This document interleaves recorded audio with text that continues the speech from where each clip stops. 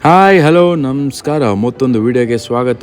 ಇವತ್ತು ನಮ್ಮ ಕೆರಳಾಪುರದಲ್ಲಿ ದನದ ಜಾತ್ರೆದು ಮೆರವಣಿಗೆ ಮಾಡ್ತಾ ಇದ್ರು. ರಥಬೀದಿಯಲ್ಲಿ ಮೆರವಣಿಗೆ ಅಂತ ಇರುತ್ತೆ. ಪ್ರತಿ ವರ್ಷ ರಥೋತ್ಸವಕ್ಕಿಂತ ಮುಂಚೆ ನಮ್ಮೂರಲ್ಲಿ ದನದ ಜಾತ್ರೆ ಅಂತ ನಡೆಯುತ್ತೆ. ಸುತ್ತಮುತ್ತ ಎಲ್ಲಾ ಊರುಗಳವರು ಬಂದು ಅವ್ರವ್ರ ಹಸುಗಳನ್ನ ಪ್ರದರ್ಶನ ಮಾಡ್ತಾರೆ. ಅಷ್ಟಲ್ಲದೆ ರಥಬೀದಿಯಲ್ಲಿ ಎಲ್ಲಾ ಹಸುಗಳದ್ದು ಒಂದು ಮೆರವಣಿಗೆ ಮಾಡ್ತಾರೆ. ಮೆರವಣಿಗೆ ಮಾಡುವಾಗ ಹಸುಗಳು ಓನರ್ಗಳು ಇರ್ತಾರೆ, ಅವ್ರಿಗೆ ಅದೇ ಖುಷಿ. ಅವ್ರು ಹೇಗೆ ಅಂತಂದ್ರೆ ಮಕ್ಕಳು ನೋಡ್ಕೊಳ್ತಾರೆ. ಮಕ್ಕಳು ಹಿಂಗೀಗ ಮುದ್ದಾಗೂ ಹೊಡೆದು ಹೇಳ್ತಾರೆ. ಆ ತರ ತುಂಬಾ ಪ್ರೀತಿಯಿಂದ ಎಷ್ಟು ಚೆನ್ನಾಗಿ ಹಸುಗಳನ್ನ ತೊಳೆದಿ ಅದಕ್ಕೆ ಅಲಂಕಾರ ಎಲ್ಲ ಮಾಡಿ ತುಂಬಾ ಚೆನ್ನಾಗಿ ಇದ್ ಮಾಡ್ತಾರೆ. ನೋಡಿ, ಇಲ್ಲಿ ಹಸುಗೆ ಅದಕ್ಕೆ ಆದಂತ ಒಂದು ಹೊಸ ತರ ಡ್ರೆಸ್, ಹೊಸ ತರ ಅಲ್ಲ, ಹಳೆ ತರಾನೇ ತುಂಬಾ ಚೆನ್ನಾಗಿ ಮಾಡಿದ್ರು. ತುಂಬಾ ಒಳ್ಳೆ ಹಸುಗಳು ಬಂದಿದ್ದು, ತುಂಬಾ ತರ ಹಸುಗಳು ಎಲ್ಲ ಹಳ್ಳಿಕಾರ್ ಇದ್ರಲ್ಲೇ ಇದ್ದು. ಒಂದೊಂದು ಗಿಡ್ಡ ಇದ್ದು, ಒಂದು ಉದ್ದ ಇದ್ದು, ತುಂಬಾ ಚೆನ್ನಾಗಿತ್ತು. ಅವ್ರಗಳಿಗೆ ರೈತರಿಗೆ ಇದನ್ನ ತೋರ್ಸೋದೇ ಒಂದು ಖುಷಿ. ಮೆರವಣಿಗೆ ಮಾಡ್ತೀವಿ ಅನ್ನೋದೇ ಒಂದು ಖುಷಿ ಇರುತ್ತೆ.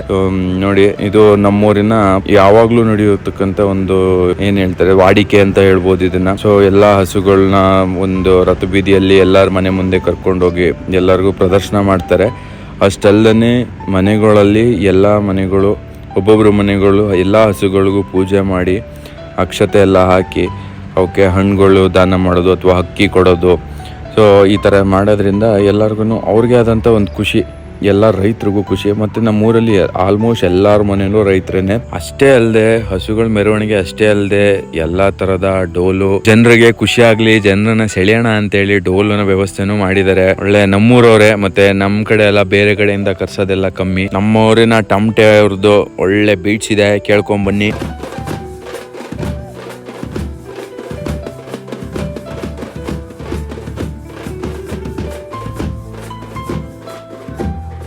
ಪ್ರತಿ ವರ್ಷ ಎಲ್ಲರೂ ದೊಡ್ಡವ್ರು ಮಾಡ್ತಿದ್ರು. ಈ ವರ್ಷ ನಮ್ಮೂರಿನ ಎಲ್ಲ ಹುಡುಗರುಗಳು ಸೇರ್ಕೊಂಡು ಯುವ ರೈತ ಪಡೆ ಅಂತ ಮಾಡಿ ಈ ವರ್ಷ ನಾವು ಆರ್ಗನೈಸ್ ಮಾಡ್ತೀವಿ ಅಂತ ಹೇಳಿ ಅವರೇನೆ ಸ್ಟ್ಯಾಂಡ್ ತಗೊಂಡು ಮಾಡಿದ್ದಾರೆ. ತುಂಬಾ ಖುಷಿ ಆಗುತ್ತೆ ನಮ್ಮ ಹುಡುಗರು ಮಾಡ್ತಿರೋದನ್ನ ನೋಡಿದ್ರೆ. ನಾವೆಲ್ಲ ಆಚೆ ಇರ್ತೀವಿ, ಔಟ್ ಸೈಡು ಕೆಲಸ ಮಾಡ್ತಿರ್ತೀವಿ. ಆದ್ರೆ ಇಲ್ಲೇ ಇದ್ದಕ್ಕಂತ ಹುಡುಗರುಗಳು ಅವರು ಏನಾದ್ರು ಒಂದು ಮಾಡ್ಬೇಕು, ನಮ್ಮೂರಲ್ಲೂ ಒಂದು ಎಲ್ಲಾ ಕಡೆ ನೋಡ್ತಾರೆ, ಎಲ್ಲಾ ಜಾತ್ರೆಗಳನ್ನ ನೋಡಿದಾಗ ನಮ್ಮೂರಲ್ಲೂ ಏನಾದ್ರು ಒಂದು ಮಾಡ್ಬೇಕು ಅಂತ ಹೇಳಿ ಮಾಡಿರೋದು. ನೋಡಿ, ಈ ತರ ಇನ್ನು ನಮ್ಮ ಮನೆ ಹತ್ರ ಪೂಜೆ ಮಾಡ್ತಿರೋದು ನನ್ನ ತಂಗಿ ಇದು. ಸೊ ಎಲ್ಲಾ ಮನೆ ಹತ್ರನು ಈ ತರ ಕರ್ಕೊಂಡು ಹೋದಾಗ ಅವಳು ಕಾಲು ತೊಳೆದು ಅಕ್ಷತೆ ಹಾಕಿ ಪೂಜೆ ಮಾಡ್ತಾರೆ. ಸೊ ಇದೊಂದು ವಾಡಿಕೆ, ಎಲ್ಲರೂ ಮಾಡ್ತಿರ್ತಾರೆ. ಎಲ್ಲ ಮನೆ, ನಮ್ಮ ಮನೆ ಅಂತಲ್ಲ, ಎಲ್ಲ ಮನೆನೂ ಮಾಡ್ತಾರೆ. ಹಸಿರು ಶಾಲ ಹಾಕೋದಿರ್ಬೋದು, ಅವಕ್ಕೆ ಅಲಂಕಾರಗಳು ಮಾಡೋದಿರ್ಬೋದು, ಥರ ತುಂಬ ಖುಷಿ ಆಗುತ್ತೆ. ಇದು ನಾಳೆ ನಡೆಯುವಂಥ ರಥ ಎಲ್ಲಿ ಹೋಗುತ್ತೆ ಅಲ್ಲೆಲ್ಲಾನು ಹಸುಗಳ ಮೆರವಣಿಗೆ ಮಾಡ್ತಾರೆ. ಇವತ್ತು ಒಂದು ಗ್ಲಿಮ್ಸ್ ನಿಮಗೆ ನಾಳೆ ಏನೇನು ಇರುತ್ತೆ ಅಂತ ತೋರಿಸೋಣ ಅಂತೇಳಿ ಇವತ್ತು ಸಂಜೆ ಬಂದೆ ನೋಡೋಣ ಅಂತ ಅಂದ್ಬಿಟ್ಟು. ಇಲ್ಲಿ ಮೇನ್ ದೇವ್ರು ಬಂದ್ಬಿಟ್ಟು ವೀರಭದ್ರೇಶ್ವರ ಸ್ವಾಮಿ. ತುಂಬ ಹಳೆಯ ದೇವಸ್ಥಾನ ಇದು. ದೇವಸ್ಥಾನ ತುಂಬ ಹಳೇದಾಗಿದ್ರು ಒಳಗಡೆ ತುಂಬ ಅಚ್ಚುಕಟ್ಟಾಗಿ ಎಲ್ಲನೂ ಮಾಡ್ತಿದ್ದಾರೆ.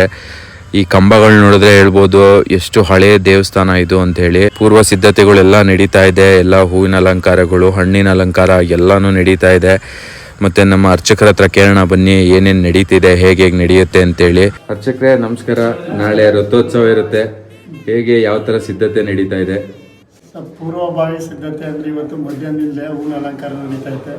ಸೋಮೇಶ್ವರ, ವೀರಭದ್ರೇಶ್ವರ, ರುದ್ರಾಭಿಷೇಕ ನಡೆಯುತ್ತೆ. 1:30ರಿಂದ 3 ಗಂಟೆಗಂಟು ಅಭಿಷೇಕ, ನಂತರ ಅಲಂಕಾರ, ಒಡವೆ ಅಲಂಕಾರ. 5:30ಕ್ಕೆ ಮಹಾಮಂಗಳಾರತಿ ಮಾಡ್ತೀವಿ. 6:10ಕ್ಕೆ ಪ್ರಸಾದ ವಿನಿಯೋಗ. ಅದು ಮುಗಿದ ನಂತರ ರಥ ಕಡಿಕೆ 10:30ಕ್ಕೆ ರಥ ಪ್ರಯಾಣ ಮಾಡುತ್ತೆ. ಇದಕ್ಕೆ ಭಕ್ತಾದಿಗಳಿಗೆ ದಾಸೋಹ ಸೇವಾರ್ಥದಾರರು ವೀರಭದ್ರೇಶ್ವರ ಚಾರಿಟಬಲ್ ಟ್ರಸ್ಟ್ ಇವ್ರ ವತಿಯಿಂದ ಎಲ್ಲ ನಡೆಯುತ್ತೆ. ಭಕ್ತಾದಿಗಳು ಹೆಚ್ಚಿನ ರೀತಿಯಲ್ಲಿ ಬಂದು ಭಾಗವಹಿಸಬೇಕು, ಎಲ್ಲರೂ ಸಹಕರಿಸ್ಬೇಕು ಅಂತ ಕೇಳ್ಕೊತೀವಿ. ಅನ್ನದಾಸೋಹದ ವೀರಭದ್ರೇಶ್ವರ ಚಾರಿಟಬಲ್ ಟ್ರಸ್ಟ್ ಇಂದ ಬೆಳಗ್ಗೆ ತಿಂಡಿ, ಮಧ್ಯಾಹ್ನ ಊಟದ ವ್ಯವಸ್ಥೆ ಎಲ್ಲ ಪ್ರಸಾದ ರೀತಿಯಲ್ಲಿ ಕೊಡ್ತೀರಾ?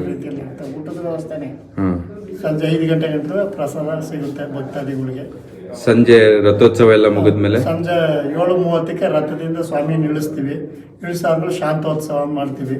ಎಳ್ನೀರು ಅಭಿಷೇಕ, ದೇವರಿಗೆ ನೈವೇದ್ಯ ಮಾಡಿ 101 ಎಳ್ನೀರು ಭಕ್ತಾದಿಗಳು ಕೊಡ್ತೀವಿ. ಇಷ್ಟೆಲ್ಲ ಪೂರ್ವ ಸಿದ್ಧತೆಗಳು ಮಾಡ್ಕೊಂಡಿದ್ದಾರೆ. ಸೊ ನಾಳೆ ರಥೋತ್ಸವಕ್ಕೆ ಇನ್ನು ಕ್ಷಣಗಣನೆ. ಎಲ್ಲರೂ ನಾಳೆ ಬನ್ನಿ, ನಮ್ಮ ಕೆರಳಾಪುರದ ರಥೋತ್ಸವವನ್ನು ಎಲ್ಲರೊಟ್ಟಿಗೆ ಸೇರಿ ಆಚರಿಸೋಣ ಅಂತ ಹೇಳಿ ಈ ವಿಡಿಯೋನ ಎಲ್ಲಿಗೆ ಎಂಡ್ ಮಾಡ್ತೀನಿ. ಸಿಗೋಣ ನೆಕ್ಸ್ಟ್ ವಿಡಿಯೋದಲ್ಲಿ. Signing off from as it is in Kannada. ನಾನು ನಿಮ್ಮ ಮೋಹನ್.